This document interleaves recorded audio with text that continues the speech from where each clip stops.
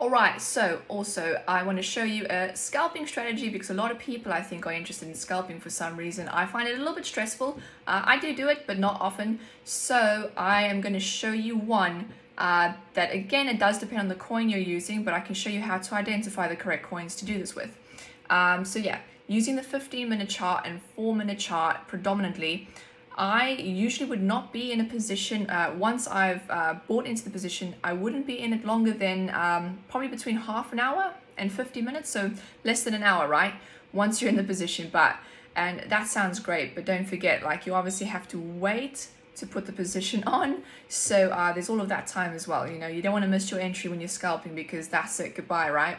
But yeah, anyway, I'm going to jump into the charts, break down exactly everything in detail of what you would need to effectively use the scalping strategy. Okay, so I'm going to dive straight into it using Serum's chart. I'll give you an example with Ethereum as well. Not wasting any time. Yeah, this is the summary basically.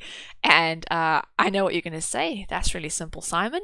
And yeah, let's not overcomplicate things, right? Trading, you just want to get quick money, right? As safe as possible. Like we don't want anything fancy, do we? So basically, all I'm looking to do is identify triggers below the zero line and still take into consideration the money flow, right? We'll get into that. But then go back to the 4-minute chart once you see one of these. I'll use this one as an example just to get the ball rolling here, right? Go back to the 4-minute chart and wait for that same green trigger to enter. I've measured it out here. It looks a bit messy, but I'll break it down. Usually after you get the 15-minute trigger, it takes about 20 minutes to even sometimes 50 minutes to get it on the 4-minute chart. It does vary, but you'll know it when you see it, right? We're going to use this as an example quickly, and like I said, do take into account the money flow because like you're not going to just enter all of these. I mean, here you could see that we were coming down, right? The money flow had kind of finished its wave on the top here and we were coming down. I mean, you could have still gotten that move if you're daring, but you really do want to get the start really of the 15-minute and take advantage of all these what I call it the humps on the back tests, right? Whilst we're starting to come up. So this would have been a good one, I would say. You can even measure, like I do, the red money flow, how long you can expect to be in the red money flow for. So you can see here, right, by the time we've had 1, 2, the third one, we should be coming up, or maybe we would have had even a fourth one. So that was at 1:30 p.m. today, right? I'm going to mark that candle. Just going to mark it. Now, 1:30 p.m., right? Go to the 4-minute. You've got that. That's where that would have been. 1:30. So it's about this candle here. 1:30. Right? And now look, you wait for your trigger on the 4-minute. That would have been there. So you would have entered on the close of this candle. The open, basically you're entering on the open of that candle with the blue. It's not going to always have the blue triangle, but in this case, you would have entered on the close of this one, open of that one, right? And let's see how long we would have waited for that. We're just going to have to add 2 minutes for that. Yeah, half an hour, right? Like half an hour. That's why I said 20 minutes to 50 minutes is usually the norm, but you'll know it when you see it, right? So it's happened there, and you've got the trigger on the 4-minute there. So in this case, if you had entered start of that candle with the blue triangle and you let it go, I mean, my goodness, you would have been up there, right? That's 2 hours in, nearly 8%. I know I said that I probably wouldn't be in it longer than an hour, but yeah, I mean, that does depend on what your appetite or your situation is. I mean, that would have been 3% without leverage, right? For an hour. That's not bad. I would say if you're getting 1 hump and 2 hump and the wire here is still green, this is just my rule basically, I would say that you're still fine to get another hump. That's what she said.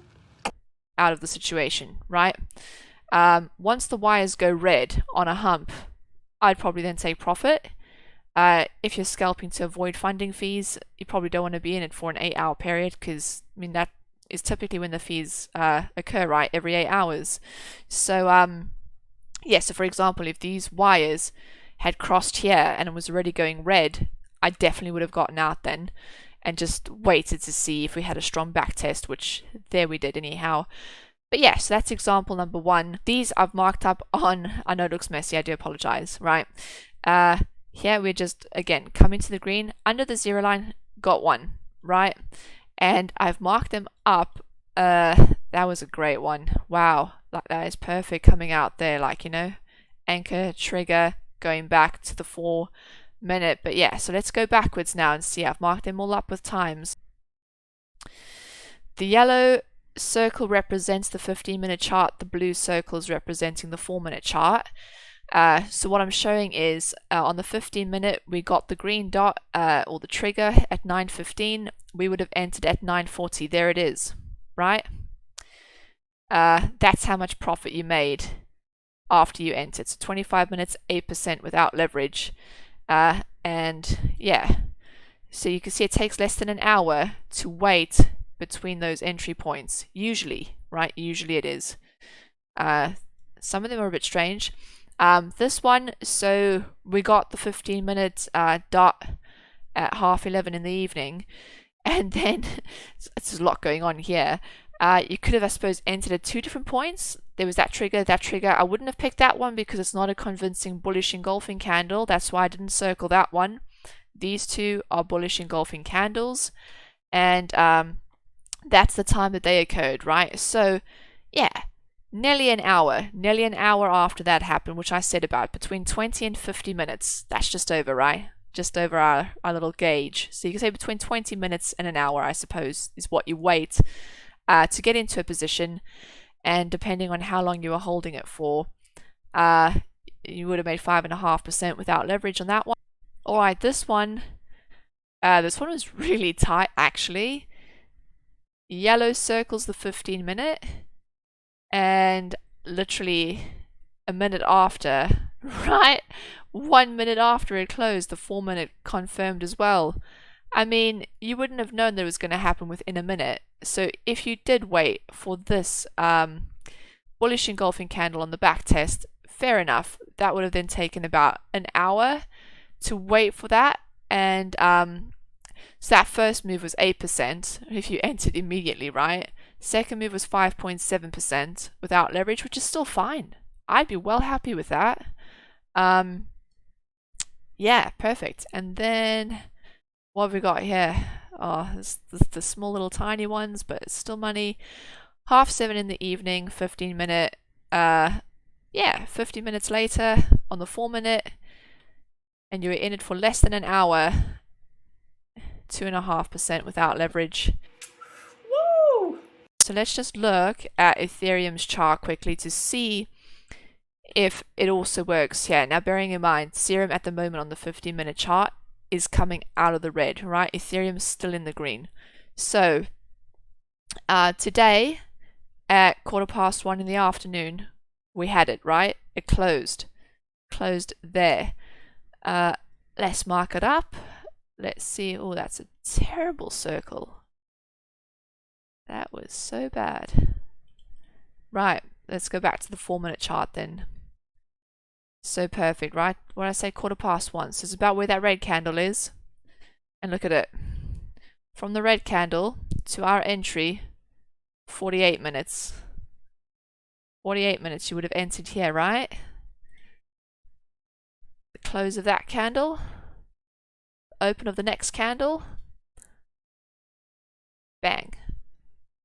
First hump, 3.5%. Second hump, 4.3%. And yeah, look, you see the wires have now gone red, right? At the top of this hump. So I would have probably taken profit when I saw they're red. The wire is curling over. I'm done for this. Done. I'm out of it. Yeah. Let me just show you. I think there was, yeah, perfect as an example. You see how we had 1 hump, 2 hump, but we were still green. Here we had 1 hump, and then by the second hump, we were already going red, right? Not to mention that followed after But in this case, I could see the wire was green after the second hump, which to me, in my mind, it means even if we do come down, this move has still got more hump in it. Still got an extra hump to be had because of the red wire. Then I exit. So it does work on more than one coin, but like I say, still bear in mind, don't just randomly like enter at any point in time, right? I mean, I would still, with serum, look at what I generally look at for putting on a long position, because we're talking about long scalps here, right? So, I mean, this is going to be great, right? It's going to be perfect. Don't know where this is going to come down to, but even if you get a tight trigger now on this back test coming into the green, right? Even if it is above the 0 line, but we're literally just coming up. Everything's coming up. Perfect. Go back to the 4 minute once this happens, right? Go back to the 4 minute and wait your 20 minutes to 50 minutes. You know, it doesn't always take that long. It could happen sooner or a little bit later, but yeah, put it on. Put on your scalp position, your long scalp. So, and even if this comes under and then forms a dot and then comes back up, right? Either way, momentum is coming up, and we're coming from, red to green, and we're oversold, right? Then move backwards to the 4 minute and, you know, wait to put your position on then. Let me know if it works. I'm waiting for this serum position, basically. This is exactly what I'm waiting for, right? So I don't know how long that's going to take to get. Let's just see where we are now. It's a pretty steep drop. Let's just say nearly 3 hours. This would be like nearing bedtime for me, kind of, almost, right? Here in Sydney. Between 2 and 3 hours. The thing is, if we are going to just come down and then come up again, get a trigger like really high up, I've not really back tested it for those high up triggers, like something like this. You can see that didn't really go. You probably could squeeze something out of that, but yeah, even this move here, I haven't really back tested. That looks like you could have squeezed something out of that, but you know, the lower down you are, the more bang you're going to get on the way up. You know what I'm trying to say? So just see where that green trigger forms now as we're coming down here. Serum's a good coin for this because every time it drops down, it springboards back up. Like, it's a bouncing ball. When you throw it on the ground, it's coming back up. You know, some coins, when they hit the ground, it's more like a bowling ball. You don't even get one bounce out of them, right? I'm not going to drop any names. There's one coin that I know is a wonderful candidate to short because I do think it's really weak, but I don't want to be hating on anyone if you've got like holding bags of coins or anything like that. And of course, for an investment, you know, it doesn't matter. All the coins are up since last year. Like, surely most of them are, right?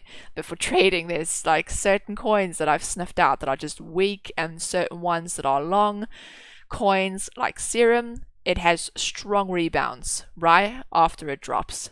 You can see it now even. That's ridiculous. I mean, if we'd entered that, it's like hardly any time at all. Holy shit, look at that. 13% in like no time at all. Imagine if you were using leverage on that trade. You'd be laughing right now, wouldn't you? So that's what I mean. It does rebound very strong. Serum, always, as far as I can tell. Ethereum's obviously just, you know, not taking a breath here at all, just going on a rampage. So, and test it out on your coins, the strategy, and you'll know right away if the coins you pick out are strong candidates for the strategy. Just if you know, even recently, right? And like I said, don't test it, back test it when you're coming out of the long move. Everything that you typically look for on a long move, right? You want to get the start of the move or at the meatiest part of the move when you've got thick money. Don't try and back test it here where you're coming out of the green and, you know, you're getting momentum coming down, right? You still have to follow those certain principles of a long position to get the most bang for your buck, right? But yeah, I am waiting to put a long position on this. Once I get a trigger, I'm going to go back there and see if the 4 minute correlates. So anyway, I hope this scalping strategy works for you. I hope you can make some bacon with it. And yeah, if it does work out for you, let me know how it goes. I would be happy and excited to hear from you all.